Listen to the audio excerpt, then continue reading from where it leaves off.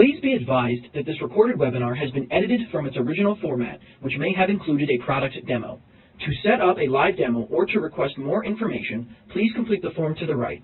Or if you are currently not on CSC Global, there is a link to the website in the description of this video. Thank you. Hello everyone and welcome to today's webinar, UCC Filing, Post-Filing Considerations, the sixth in our 7-part paralegal series.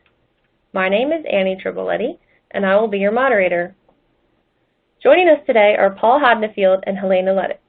Paul is Associate General Counsel for CSC, where he is responsible for advising the company regarding real estate recording, notary, Uniform Commercial Code, and other public record transaction services. Helena is the Associate General Counsel for CSC in the Chicago office. She is a business attorney advising senior management and law firms on strategy, business, legal, and technology matters. And with that, let's welcome Paul and Helena. There are certain issues a secured party or its legal counsel may need to address following the filing of a financing statement. Today, Paul is going to walk us through some of those scenarios. The agenda of things that we'll be covering today are going to include search to reflect, debtor name changes, a new debtor, changes in the governing law, and of course we'll get into questions and answers at the end. And with that, Paul will now take us into our presentation. Thank you, Helena. One of the first things that a secured party or its legal counsel may want to consider doing after the filing of a financing statement is conduct a search to reflect or a post-filing search. What these are is a search conducted on the correct name of the debtor using the jurisdiction standard search logic. And the idea here is to identify potential problems that may have arisen during the filing process. So actually what the real purpose of the search to reflect is to verify that the filing office received the record, for one. Also verify that the debtor name was correctly provided. If it wasn't correctly provided, it generally won't show up on a search to reflect. And finally, it will verify that the filing office correctly indexed the record, and that might save potential costs and problems down the road. Now, in conducting a search to reflect, generally the best way to do it is to order a certified search.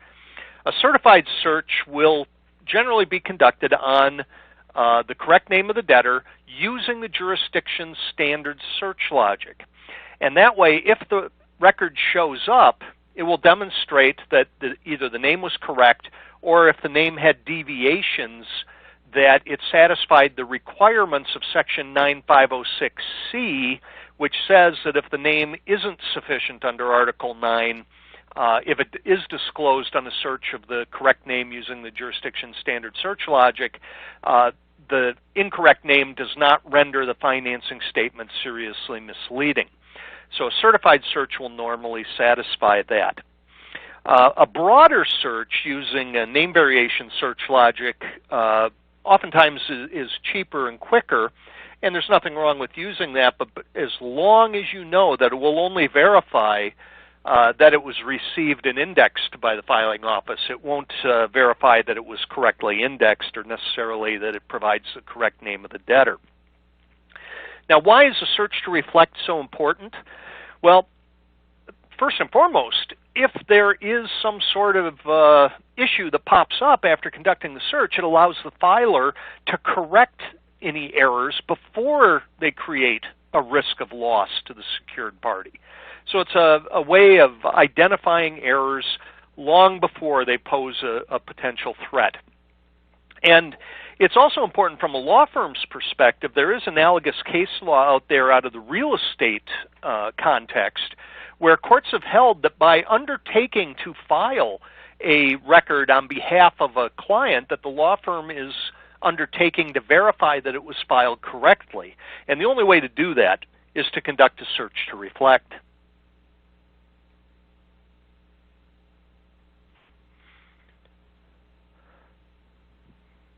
Another important post-filing consideration is the debtor name change. This has important implications for secured parties and legal counsel because of the effect it can have on the secured party's perfection.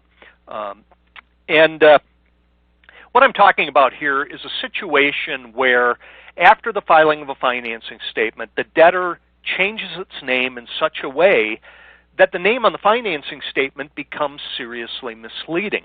And this can happen, and it does frequently happen, when, say, a registered organization amends its articles to change the name, or there's a change to an individual's driver's license. These types of things happen all the time. Now, if it occurs and the debtor's name changes in such a way that it renders the name on the financing statement seriously misleading, then the financing statement will remain effective to perfect the security interest in collateral acquired by the debtor before and within 4 months after the name change. However, the financing statement will not be effective to perfect the security interest in collateral acquired more than 4 months after the name change, unless the debtor or the secured party takes an action, and that is to file an amendment to the financing statement so that it is no longer seriously misleading. Where does this happen? Well, it happens, again, when the debtor changes its name, but the most affected collateral will be the types of collateral that constantly turn over, which are things like accounts and inventory. These often are the most valuable collateral that a debtor will have. And because they are constantly paid off or sold off and new accounts are created, new inventory comes in as the old inventory goes out, there's a constant churning of this type of collateral. And as a result, if the secured party doesn't take action within that 4-month period, the secured party will be unperfected for these valuable types of collateral. So because of this situation, it is important that the secured party or its legal counsel track debtor name changes very closely. And if one is identified, the secured party needs to file an amendment before or within 4 months after the debtor changes its name.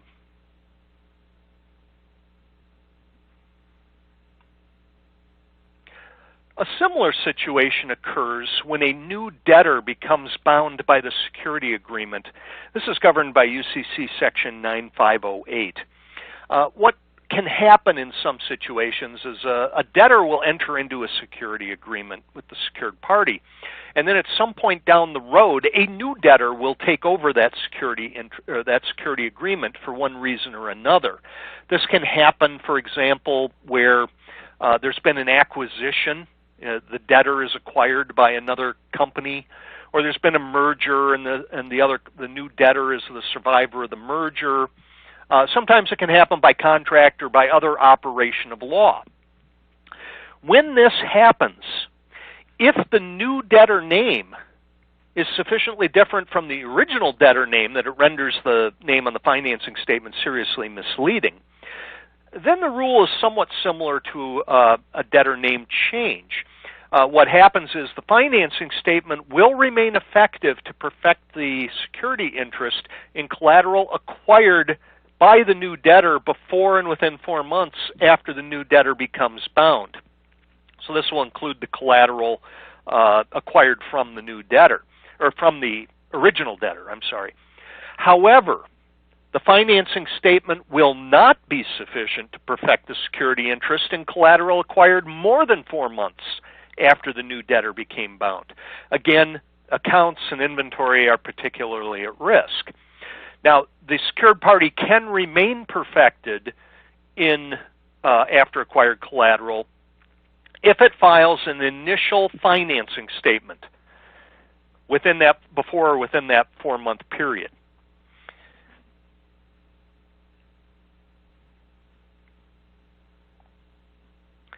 Now, when it comes to filing that new initial financing statement to remain perfected, the secured party will have to file the UCC-1 naming the new debtor.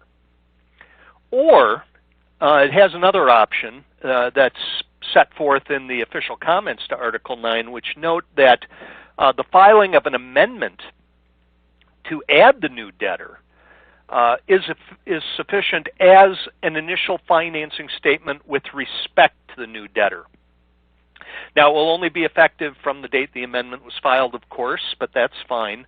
And it will have a lapse date that corresponds to the initial financing statement that has been amended to add the new debtor. But it is considered an initial financing statement with respect to the new debtor. So when a new debtor becomes bound by the security agreement, the best practice for the secured party or its legal counsel is to, of course, track debtor organization changes very carefully. Mergers, acquisitions, anything like that. And if an event occurs where a new debtor becomes bound by the security agreement entered into by the original debtor, then the secured party must file an initial financing statement naming the new debtor or an amendment that adds the new debtor name to the financing statement.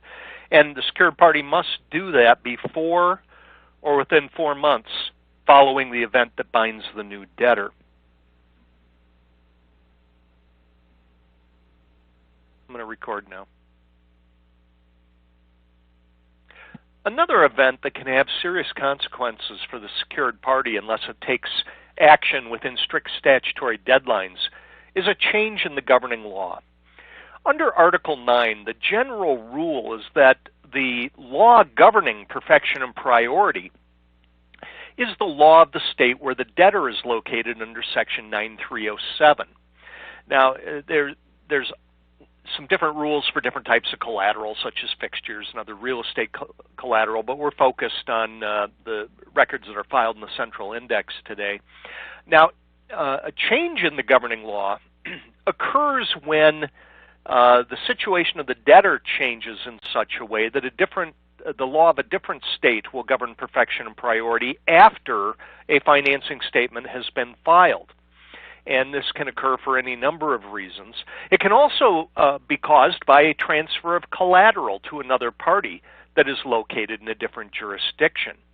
And there are many different ways that a change in the governing law can occur, and to a large degree, it depends on the type of debtor involved.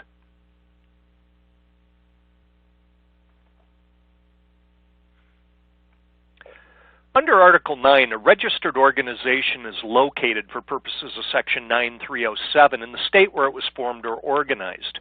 As a result, the law of the state where the registered organization was formed or organized is going to govern perfection and priority of security interests. Now, registered organizations include corporations, LLCs, and so forth. Now, with a registered organization, a change in the governing law would occur only if there's essentially a redomestication of that entity from one state to another.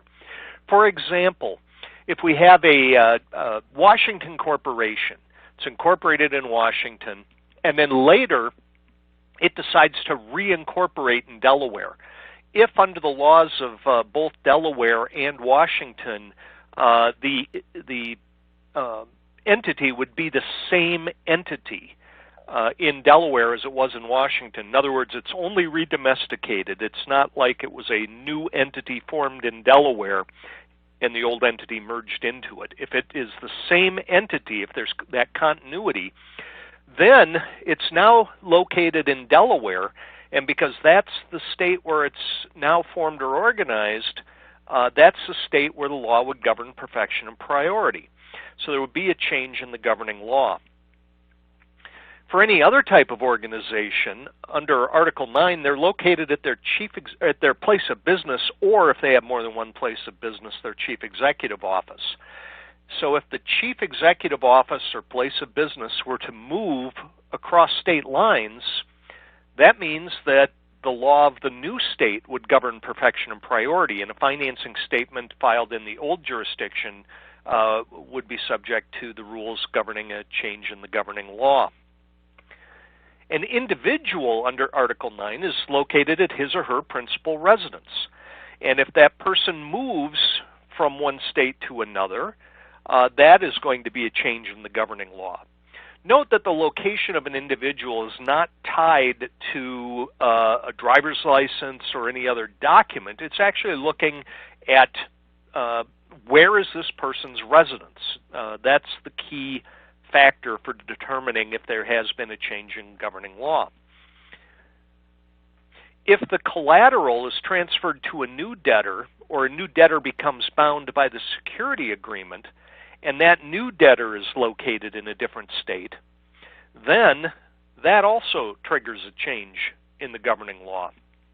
And as I mentioned, if the collateral is transferred to a party that's located in a different state under Section 9307, that can also trigger a change in the governing law.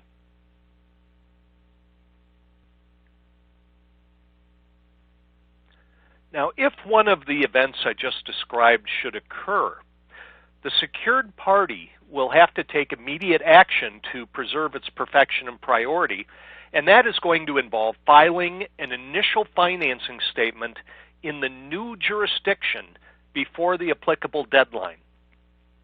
The secured party will have to do that.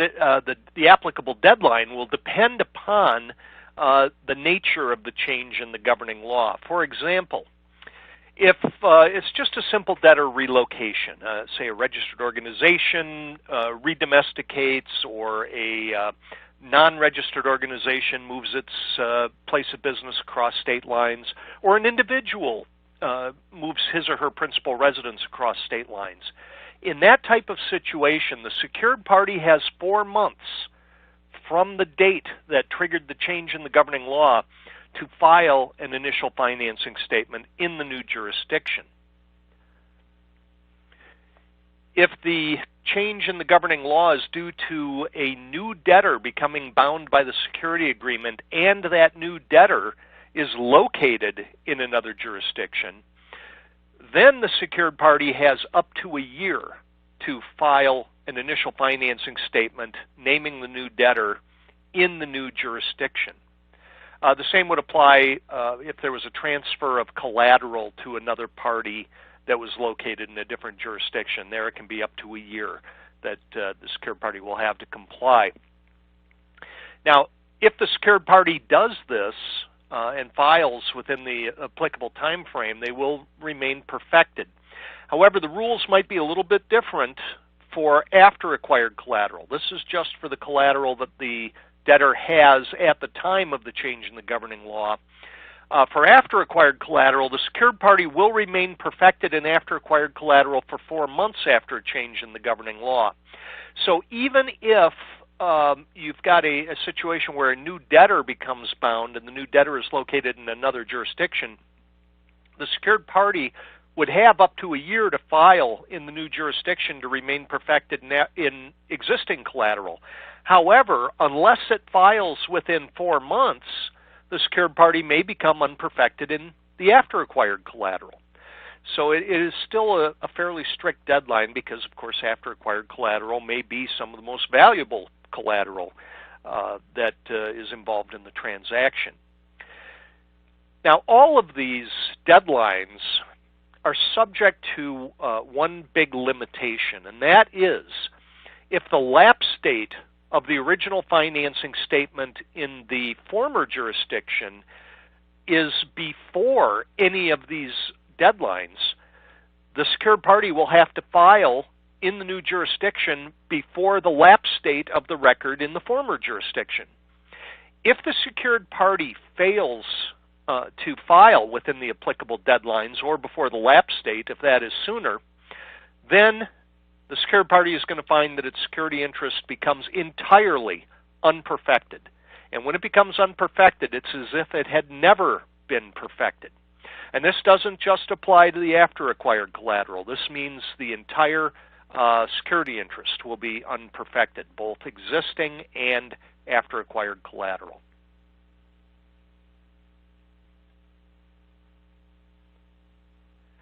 So how does a secured party protect itself following a change in the governing law? Well, there are some best practices that the secured party can follow. One is timing. The secured party is going to have to keep an eye on its debtors and its collateral, and if there is a change in the governing law, the secured party should file in the new jurisdiction at the earliest opportunity, even before the debtor relocates, if that is a possibility. But under any circumstances, the secured party must reperfect in the new jurisdiction before the earlier of the statutory deadline or the lapse date in the old jurisdiction. And regardless of how long the deadline may be, if they want to remain perfected and after acquired collateral, it's going to require filing no later than 4 months after the change in the governing law. Another good practice in this situation is to keep the original financing statement in the prior jurisdiction active. In other words, file continuation statements so it doesn't lapse. And lapse technically should have no effect on the security interest once it's been reperfected in the new jurisdiction.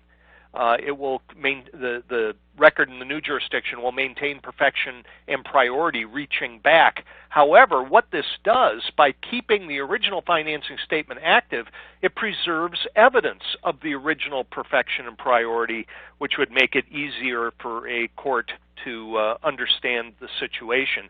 Remember, these are complex situations under Article 9. And then after filing in the new jurisdiction, it's also a very good idea to conduct a UCC search in the new jurisdiction to reflect the filing. That means searching on the correct name of the debtor using jurisdiction standard search logic. It's also a good idea to do such a search because it will identify potentially conflicting security interests that may affect the collateral in the new jurisdiction, especially with after-acquired collateral, because there is a risk of subordination for after-acquired collateral in some cases. So it's a good idea to do that search, find out who else is out there, and if necessary, work out some sort of arrangement with the existing creditor that's also claiming a security interest in the collateral. So as I've mentioned, there's a lot of risk for secured parties whenever a post-filing event occurs, debtor name changes, transfers of collateral to new debtors that are bound by the security agreement, or a change in the governing law. These risks can all be managed by careful diligence by the secured party, but it's ultimately up to the secured party to conduct adequate due diligence and react promptly as soon as they learn of one of these events, because a secured party will be held strictly liable for complying with the statutory requirements within the statutory deadline, and if they do not, the secured party is going to find itself fully or partially unperfected on that security interest.